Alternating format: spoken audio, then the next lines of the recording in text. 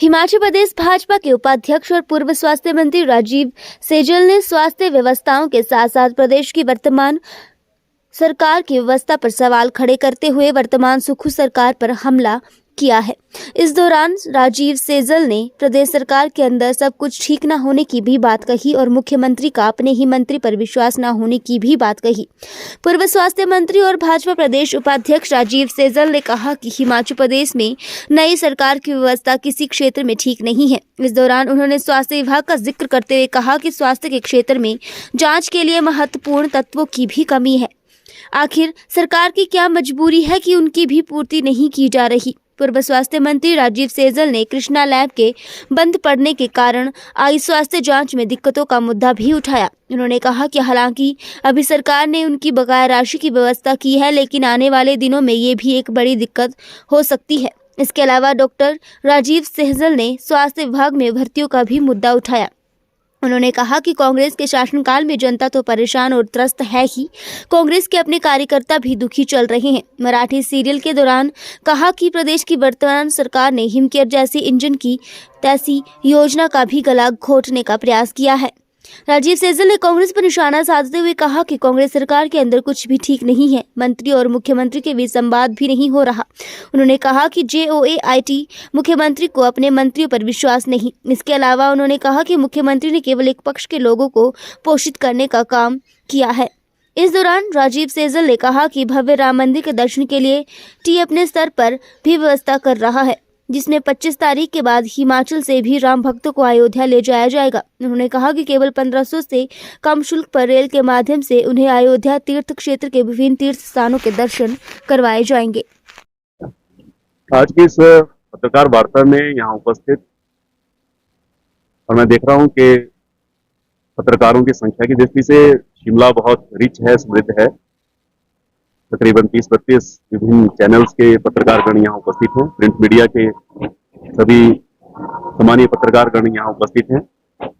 सभी सामान्य पत्रकार मित्रगण, पार्टी के वरिष्ठ नेता श्री यार सिंह कंवर जी, प्रदेश के मीडिया के सह प्रभारी सामान्य श्री सुदीप जी, प्रदेश के मीडिया के हमारे दूसरे सामान्य सह प्रभारी रमा ठाकुर जी। आज कुछ विषयों के ऊपर मैं आप सभी के साथ वार्तालाप करना चाह रहा था। मैं आपको स्वागत करता हूं।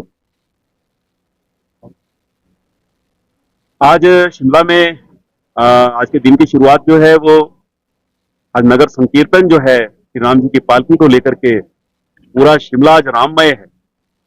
कालीबाड़ी से प्रारंभ होकर के और श्री राम मंदिर लोअर बाजार तक एक यात्रा का आयोजन और पूरे नगर के लोग उसमें शामिल।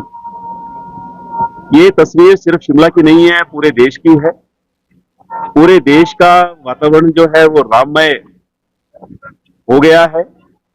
500 वर्षों के संघर्ष की परिणति राम मंदिर निर्माण और 22 तारीख को श्री रामलला जी महाराज, श्री राम जी महाराज श्री राम मंदिर में प्रतिष्ठित होंगे, विराजमान होंगे। प्रधानमंत्री नरेंद्र मोदी जी उस अवसर के ऊपर वहां उपस्थित रहेंगे। उनके शुभ करकमलों के द्वारा ये कार्य संपन्न हो रहा है और सामान्य प्रधानमंत्री जी की संकल्प शक्ति का नतीजा है कि श्री राम मंदिर भी बना और श्री रामलला जी वहां पर विराजमान भी हो रहे हैं।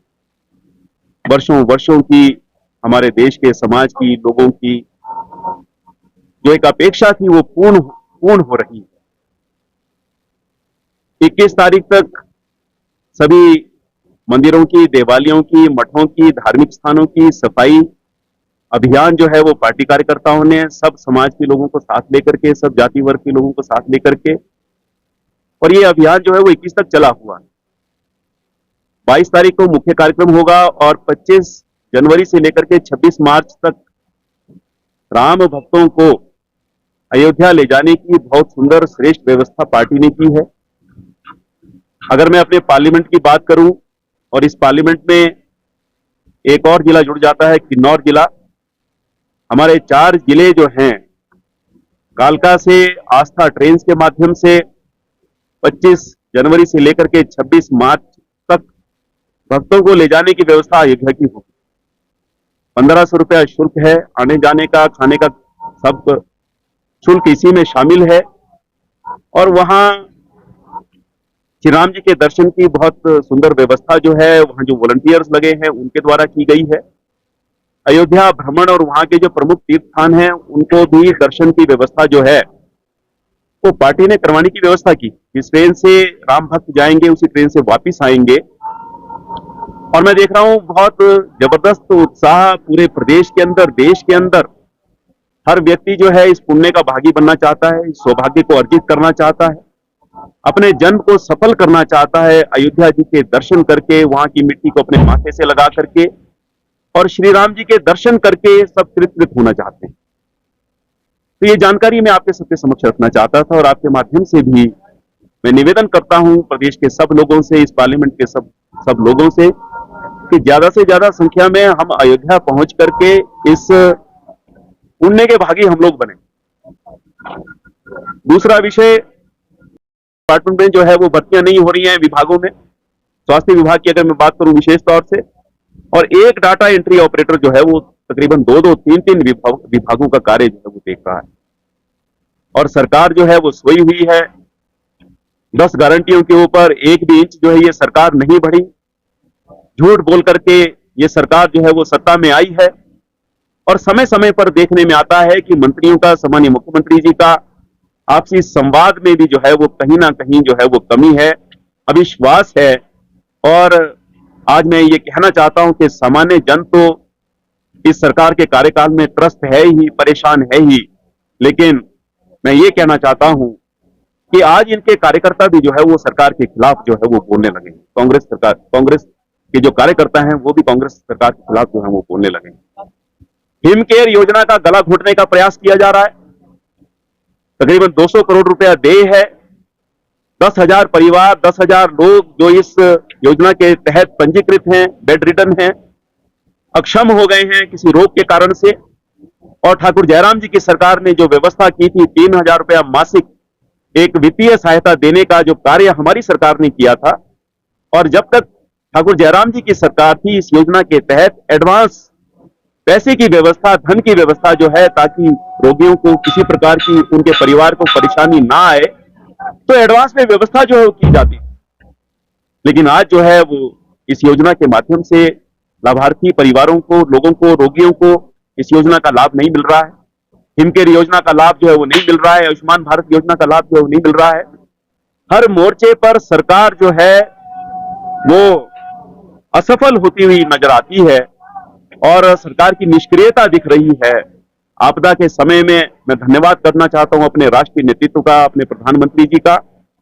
1782 करोड़ रुपया जो है वो प्रदेश को भिन्न भिन्न इंस्टॉलमेंट्स के माध्यम से केंद्र सरकार ने हिमाचल प्रदेश की मदद की है, यहाँ के लोगों की मदद की है। और लेकिन बार बार मुख्यमंत्री जी का, मंत्रियों का और इनके विधायकों का ये राग अलापना कि केंद्र से कोई सहायता, एक गलत नैरेटिव जो है बनाने का प्रयास जो है वो कांग्रेस की सरकार, इसके नेता जो है वो कर रहे हैं। झूठ बोलने की आदत है और ये बहुत गलत परंपरा इस देवभूमि के अंदर वर्तमान सरकार ने शुरू की है। लेकिन मैं ये कहना चाहता हूं कि काठ की हांडी बार बार चढ़ती नहीं है। ये वर्ष जो है वो चुनाव का भी वर्ष है, पार्लियामेंट का चुनाव होने वाला है और वातावरण दिख रहा है। और मैं ये कहना चाहता हूं बहुत दावे और विश्वास के साथ कि हिमाचल प्रदेश में चारों लोकसभा सीट्स के ऊपर भारतीय जनता पार्टी अभूतपूर्व विजय दर्ज करेगी, कांग्रेस की शिकस्त होगी। और एक रोष जो इस समय सामान्य जन में व्याप्त है पूरे प्रदेश के अंदर, जब कोई सरकार अपना कार्यकाल पूर्ण करने के करीब पहुंचती है और तब एक जो एंटी इनकम्बेंसी सरकार की पैदा होती है, एक रोष लोगों में सरकार के खिलाफ पैदा होता है, वो रोष बहुत जल्दी सरकार का 1 वर्ष पूर्ण होने के उपरांत जो है वही रोष जो है, ये प्रदेश के इतिहास में पहली बार ऐसा हो रहा है कि किसी सरकार के खिलाफ इतनी जल्दी जो है, इतने व्यापक पैमाने के ऊपर जनाक्रोश जो है वो पूरे प्रदेश के अंदर व्याप्त। और हम सब जानते हैं कि इससे एक महत्वपूर्ण विभाग कोई दूसरा हो नहीं सकता कि सीधे सीधे व्यक्ति के जीवन से संबंधित ये विभाग है। लेकिन मैं वर्तमान सरकार के ऊपर ये आरोप लगाना चाहता हूं कि व्यवस्थाएं इस समय जो है वो ठीक नहीं। इस सरकार ने यह बात की थी कि इमरजेंसी विभाग को, अगर हम आईजीएमसी की बात करें, जो प्रमुख मेडिकल कॉलेजेस हैं हमारे प्रदेश के, वहां की अगर हम बात करें तो कहा था कि इमरजेंसी को हम चुस्त दुरुस्त करेंगे, एक बेड के ऊपर एक डॉक्टर, 4 नर्सिंग स्टाफ की व्यवस्था जो है वो हमारी ओर से होगी। लेकिन मैं आपको बताना चाहता हूं, आप भी महसूस कर रहे होंगे कि इतने दिन बीत गए, 1 वर्ष से ऊपर सरकार का गठन हुए हो गया, लेकिन सरकार की ये बात जो है उन्होंने पूरी नहीं की। आप इमरजेंसी में जाकर के देखिए कितना बुरा हाल जो है आज भी वहां पर है। और अगर हम बात करें एसेंशियल ड्रग लिस्ट, जिसमें सामान्य सी एक दवाई जिसके बारे में, जिसका नाम सभी जानते हैं, पैरासीटामोल और नॉर्मल सेलाइन, जिसकी बहुत ज्यादा आवश्यकता जो है अस्पताल में एडमिशन के दौरान जब कोई पेशेंट यहाँ एडमिट होता है तो उसकी आवश्यकता रहती है, तो ये सामान्य सी 2 दवाइयां भी जो है वो लोगों को नहीं मिल रही, बाहर से खरीदनी पड़ती। इससे बड़ा दुर्भाग्य नहीं हो सकता। तीसरा मैं ये कहना चाहता हूं कि हमारा जो माइक्रोबायोलॉजी डिपार्टमेंट है और जो हमारा पैथोलॉजी डिपार्टमेंट है, वहां जो टेस्ट होते हैं और छोटे मोटे जो रिएजेंट्स वहां पर टेस्ट के लिए जो है जो होने चाहिए, जिसके माध्यम से टेस्ट संपन्न होते हैं, और जो सामान्य से इक्विपमेंट जो उस डिपार्टमेंट में उन टेस्ट को करने के लिए हमको चाहिए होते हैं, तो ये रिएजेंट्स और ये इक्विपमेंट्स जो हैं वो उपलब्ध नहीं करवाए जा रहे हैं।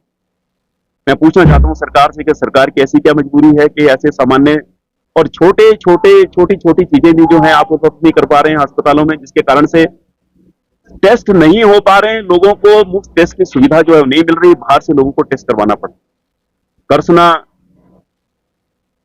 लेबोरेटरीज, जिसको एक काम दिया गया था हमारी सरकार के समय में, 2022 में फरवरी में एक करार हुआ था टेंडर के माध्यम से, और मार्केट रेट से तकरीबन 30 से 35% कम रेट के ऊपर इन्वेस्टिगेशंस जो हैं इस लैब के माध्यम से करवाने की व्यवस्था हमारी पूर्व सरकार ने की थी, और 54 करोड़ रुपया जो है उस संस्थान का जो है वो सरकार ने देना है।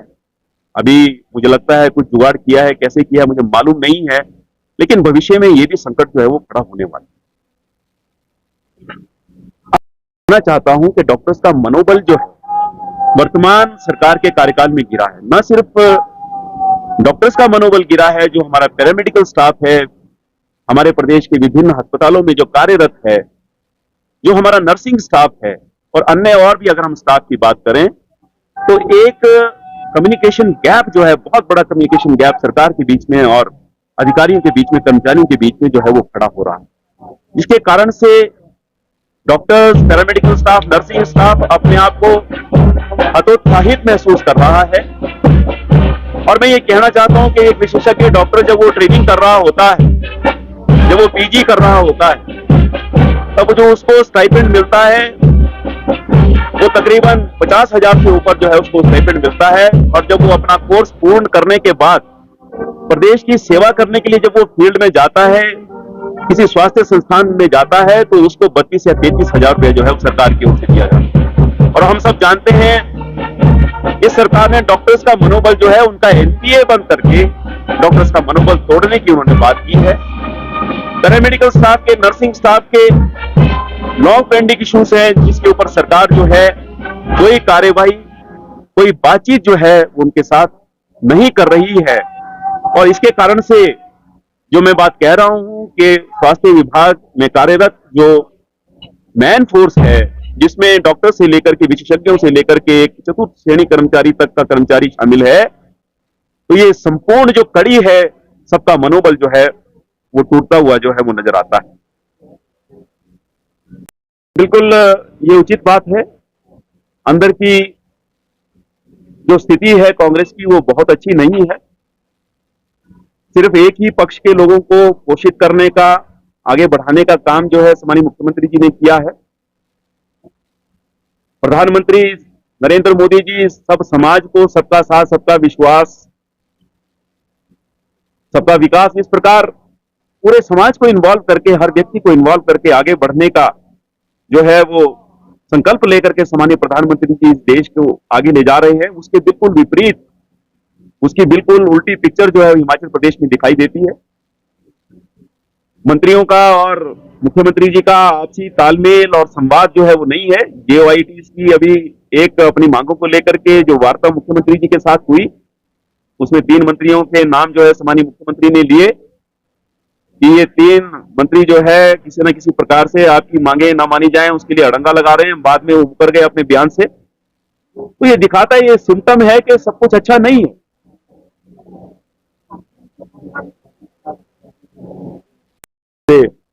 मैं कहना चाहता हूं और बहुत जल्दी हम देखने में आ रहा है कि विभिन्न कर्मचारी संगठन जो हैं वो सरकार के खिलाफ जो है वो लामबंद हो रहे हैं। ओपीएस तो आप छोड़ दीजिए, ओपीएस दिया होता तो फिर ये आक्रोश कर्मचारियों में क्यों होता। बहुत से अन्य और मांगे हैं कर्मचारियों की जिसको आज एड्रेस करने वाला, उनकी चिंता करने वाला, उनके मनोबल को बढ़ाने वाला, आज उम्मीद की कोई आशा जो है वो कर्मचारियों को सरकार की ओर से नहीं दिख रही। ये आरोप मैं लगाना चाहता हूं और बहुत जल्दी कर्मचारी भी जो है बहुत बड़े पैमाने के ऊपर एक आक्रोश जो है उनका दिखने वाला है, सड़कों के ऊपर दिख भी रहा है। इसमें और भी ज्यादा आगे जो है वो वृद्धि होने वाली है और प्रदेश की व्यवस्थाएं जो हैं हर प्रकार से चरमरा रही हैं और वर्तमान सरकार जो है एक असफल सरकार सिद्ध हुई है। यही सब विषय जो है मैं आपके मध्य जो है मैं रखना चाहता हूं।